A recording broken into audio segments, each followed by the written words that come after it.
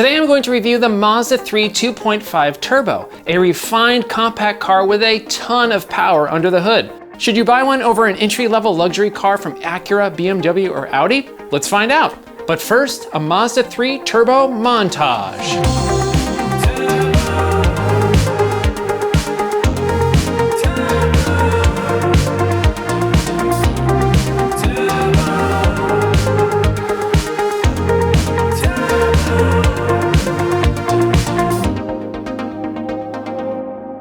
This is the Mazda 3 2.5 Turbo. By outfitting the already fantastic Mazda 3 with 250 horsepower and a monstrous 320 pound-feet of torque under the hood, you'd think that Mazda might have aimed to create a sport compact car that would eat Civic Type Rs and Veloster Ns for breakfast. Enthusiasts like me, of course, wanted the Mazda 3 Turbo to be the more mature, spiritual successor to the Mazda Speed 3. But that's not what happened. This top-tier 2.5 Turbo is Mazda's attempt to play in the same league as those entry-level luxury cars from Acura, Lexus, BMW, and Audi. From a refinement standpoint, can it really hang with them?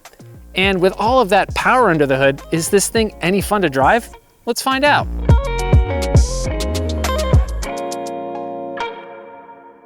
Now, if you're at all familiar with the Mazda 3, you'll know that even in lower trims, it's the slightly more upscale alternative to other popular compact cars. By adding a turbocharged motor and making some tweaks to the interior, Mazda is definitely trying to stake its claim in an even higher tier.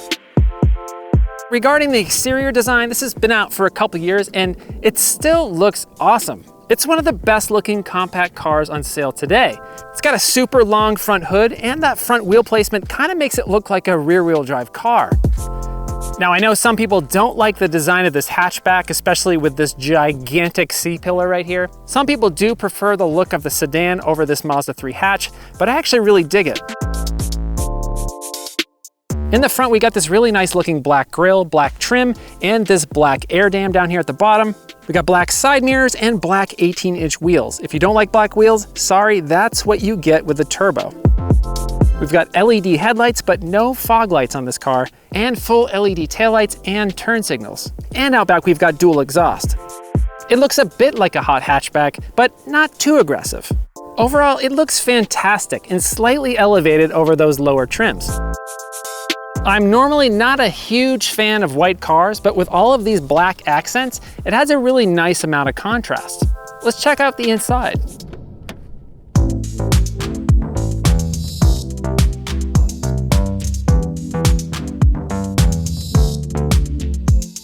So this vehicle has been out for a couple years, but this interior still looks and feels awesome. It's got high quality materials, it's very premium, they've got this whole entry-level luxury thing down.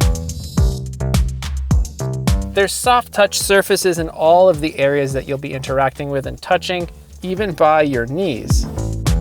It does feel a bit small in here, a bit cramped. Something like a Volkswagen GTI offers about the same level of interior space, but that somehow feels more open and airy. But even though it feels small, I can get the seat really far back. I'm 6'3", and there's no shortage of leg room. There's quite a bit of headroom in here. Maybe just the width of my space here feels a little bit more narrow than I'd like. The Turbo model gets this heated steering wheel, which looks and feels awesome. The seats are super comfortable and supportive. The leather looks great. They're heated, but not ventilated. You got a power seat with memory on the driver's side, but it's all manual on the passenger side. And it seems like maybe for a car that's trying to be entry-level luxury, probably should give the passenger seat some power too. There's no panoramic roof option on the Mazda 3, but we do have a nice average size sunroof. The gauges are super clean, super simple, easy to read. Got a really nice bright heads-up display. Auto climate control is simple and very easy to use. Down here we've got a traditional shift lever, 2 cup holders that are average size. Wireless charging is an option, but it's not in this vehicle. The only thing that I don't like here is just this gloss black, which this car has about 7,000 miles on it, and it's really scratched up already. You've got this nice padded center console armrest that can slide, and when you open it, there's a fair amount of space in there, a USB port. And the other USB port is right here in the front, kind of tacked on to the dashboard here. This is kind of the only part of the vehicle that looks cheap. It's just this USB port just kind of hanging right here in the front. It would be nice if it was a little bit more hidden or better integrated into the design. And this vehicle only has 2 USB ports, none in the rear. So if you have any rear seat passengers that need to charge their phone, get a very, very long USB cable. Right here in the center is the infotainment screen, which looks a bit small compared to some of the newer designs that have come out recently. And you'll also notice that this is quite far for you to reach, and that's by design because Mazda does not believe in touchscreens. They've got this dial down here that allows you to select and navigate through the system. And there's a little bit of a learning curve, but I think once you get it, it is slightly better than a touchscreen. But I think I would probably prefer if you had both options, if you could use this dial, or if you just need to select something really quick, you could just press it. Their rationale for no touchscreens is that they believe it's less distracting. And I can get behind that. Once you get used to the system and you've got the muscle memory around how to use it, I do believe that your eyes would be off the road a little bit less than they would be if you're using a touchscreen. But sometimes I'm just looking around, I'm like, where is that thing? I wanna just press it. But in general, I think it's a pretty good system. It does have built-in navigation, which looks and works fine. And of course, Apple CarPlay and Android Auto, and you can actually press and hold the home button to switch to CarPlay, which is nice, but no wireless CarPlay. It's got a full suite of safety tech standard. It's got traffic jam assistance, which is essentially lane keep assistance plus adaptive cruise, and it works pretty well. And this Premium Plus gives you a 360 surround backup camera with good resolution. This cabin is maybe not as flashy as something like a Mercedes-Benz A220, but it certainly feels more refined than something like an Acura ILX. And it's definitely right up there with all of the entry-level luxury cars in terms of refinement and just overall sophistication. All right, on to the back. It's pretty small back here. Will I fit? Let's find out. Okay, so yeah, back seat, that's another story. I've got my seat set for myself at 6'3". If your driver's a little bit shorter, I think you could probably make this work. These seats are scalloped a little bit right here, so I could just barely kind of squeeze in. So if you've got a tall driver, they're gonna have to sacrifice some legroom to make a tall person fit back here. So get yourself some shorter friends. In terms of headroom, yeah, I have to take off my hat to kind of fit my head. If I wanna sit up straight, my head actually hits the ceiling. If you're more normal size, I actually think this will be okay. If I can get to the center, there's a big hump there in the middle. I have like -4 inches of headroom. Yeah, this is a very small back seat, for me at least. I would suggest if you buy this car, buy it for yourself. Don't ever carry people around with you unless they're small or children. I will say though, it looks fantastic back here. You've got soft touch materials back here as well with this nice stitching. It looks really nice back here if you can fit. Of course, no USB jacks back here, and one more demerit, no vents back here. It does have this nice fold down center armrest with 2 cup holders and easy to access latch anchors or ISOFIX anchors, but they do come with these covers that you might end up losing. All right, now I'm going to attempt to exit this vehicle. How do I do this? Okay, here we go. Ugh. Ugh. Whew. All right, let's check out the cargo space in this thing. In the back, we've got an acceptable level of cargo space, about 20 cubic feet of space, and about 40 with the seats folded down. It's fine, but kind of small compared to something like a Civic. All right, enough talking about boring stuff like cargo capacity. Let's drive this thing.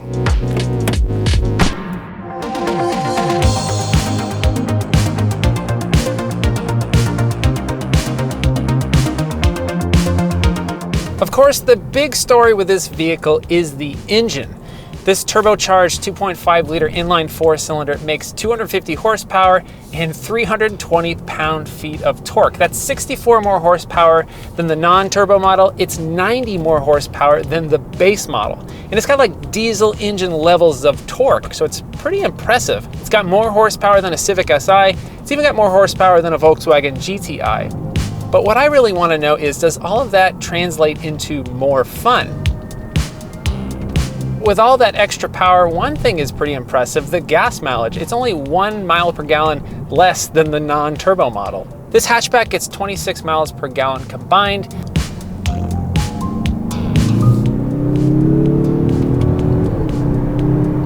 The engine sounds nice, the exhaust sounds pretty good. It's not too aggressive. I'm not sure how much of that exhaust sound is real or fake. I'm not sure if they're piping some stuff into the speakers, but it doesn't really matter to me. It sounds pretty good.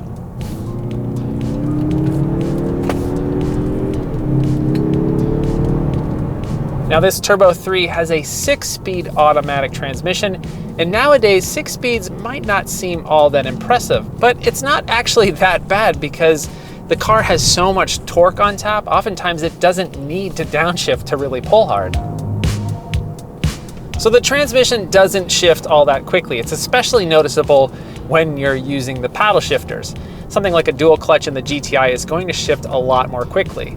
The shifts are smooth, but yeah, not really all that fast. And there's a power cut right before you hit red line, especially noticeable if you're using the paddle shifters. Just hitting that rev limiter, it's super annoying and not satisfying at all. There doesn't appear to be that much juice available in the higher RPM. Seems like most of the power is made down in the lower band. So if you keep the RPMs a bit lower, I think you'll be mostly satisfied with the acceleration and with the power. And if you're using the paddle shifters, I guess you'll just have to short shift. At least it's not a CVT. And of course, we've got all-wheel drive here, which makes this vehicle very usable in all seasons. And it helps this vehicle launch pretty damn hard from a stop without any drama. There's no launch control here, but 0 to 60 can occur in about 5.6 to 5.9 seconds.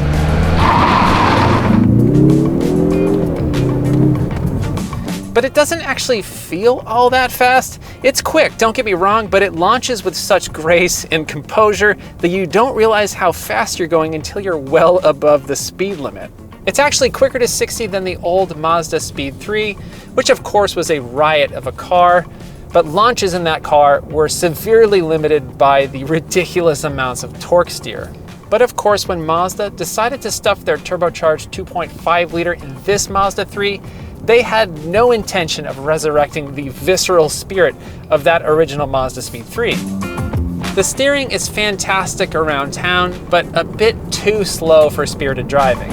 The brakes are quite good for normal driving, but a bit too much pedal travel and squish before that initial bite if you want to brake deep into a corner.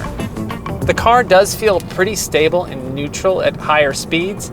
The torque vectoring system in this vehicle allows turn-in to be a lot more precise, and it does allow you to carry a bit more confidence into some of these turns. But with a front drive biased all-wheel drive system, it can understeer a bit when you really push it into tight corners. Okay, so this car can provide you with some laughs, but it was surely not designed to be a vehicle for hardcore driving enthusiasts, which is fine. It's clear that the Mazda 3 Turbo was designed to be an affordable luxury car that just so happens to have a lot of power under the hood.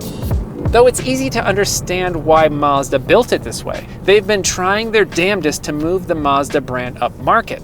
They apparently no longer want to be known for vehicles that are juvenile like the Mazda Speed 3. So yeah, this Turbo 3 is much more tolerable to live with than that old Mazda Speed 3. And overall, just a better all-around car. But with just a few small tweaks to the suspension, brakes, and tires, and this Turbo 3 could possibly be more fun than a GTI, Mazda did leave a lot of potential on the table here. Okay, enough about what might have been. Let's talk about what actually occurred. What makes this vehicle so great? This Turbo 3 is far more refined, more comfortable, more luxurious, more powerful, and even quicker than just about all popular compact cars available today. This is a car for someone that wants to treat themselves to a really refined, high-quality vehicle. Someone that feels like they've finally grown up and have graduated from the low-rent interiors of other compact cars. Someone that feels like they deserve some luxury, but maybe doesn't want the pretension or the cost associated with an actual luxury brand. If you look at the Mazda 3 Turbo as an affordable luxury car and not an enthusiast car, that's when you'll really start to see the incredible value that this thing provides.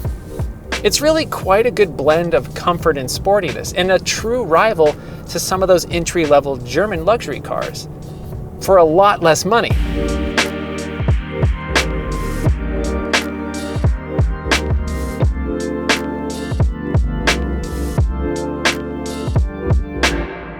Okay, let's talk price. The base Mazda 3 starts at $20,650 for the sedan, $22,650 for the hatch. Upgrade to the Turbo and it's $30,050 for the sedan, $31,550 for the hatch. The Turbo Premium Plus sedan starts at $32,600, and this Premium Plus hatch without any additional options as tested is $33,900. This is actually a tough car to categorize as the range of potential competitors is quite varied. Many will compare it to other mainstream sporty sedans and hatches, things like the Elantra N-Line. This Mazda 3 Turbo is going to be quicker than those, but it's also a lot more expensive.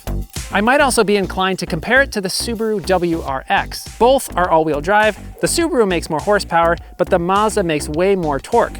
The Mazda has a much more upscale interior. The Mazda is faster in a straight line, but on a windy road, I'd probably choose the WRX. And the WRX can be had with a manual. What about the Volkswagen GTI? Both have great interiors, though the GTI has a much more open and airy feel, even though the cabin's about the same size. Even with less power, the GTI is going to be quite a bit more fun on a back road, and the starting price is a bit cheaper too. And if you don't want a manual transmission, the dual clutch in the GTI is quite good and shifts way faster than the Mazda. But Mazda really wants you to compare this with other entry-level luxury cars and near luxury cars, like the Audi A3 and the BMW 228i. Comparing the Turbo 3 to those German models in base form, the Mazda will have more power for less money, and the cabin on the Mazda is nearly as good. I don't know if buyers will think to cross-shop those German cars with a Mazda, but it's certainly a value alternative. If I wanted an affordable luxury car, would I take this over any of those three? If I wanted a similar experience and I didn't care about having a German badge and I wanted to save thousands of dollars, absolutely. What if you wanted a car that was a riot on a canyon road? Even with all this power, this one's probably not for you. Buy a Veloster N instead. The Mazda 3 2.5 Turbo is an incredibly attractive, luxurious, and powerful compact car. And it's a fantastic value when compared to other entry-level luxury cars. If you were looking for Mazda to go back to their enthusiast roots and give you something that's a riot on a canyon road, this is not that car. But if you want a fantastic entry-level luxury car, you don't care about having a luxury badge, and you want to save some cash, this is a great option. I'm not sure how Mazda can convince buyers to cross-shop this car with an entry-level Audi, BMW, Mercedes, or even Acura. But I bet if you drove one, you just might be convinced. I hope Mazda succeeds in bringing their brand up market and more people finally come to realize how fantastic their cars actually are.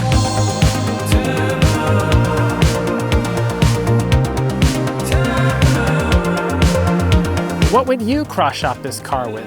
Let me know in the comments below. If you like this video and you'd like to see more like it, please consider subscribing and hitting that bell icon. If you'd like to help support the channel, please consider becoming a patron at patreon.com/HelloRoad, and you'll get early access to all my videos and more. You can also purchase a Hello Road t-shirt at helloroad.tv/shop. Thanks so much for watching. I hope you're well, and I'll see you soon. Oh, what's that? I think I just saw a mountain lion cross the road. That was pretty crazy. Wow. That was a huge, huge cat. That was ridiculous. All right, anyway, it's too bad I'm not reviewing a Jaguar today. That would have been a nice tie-in.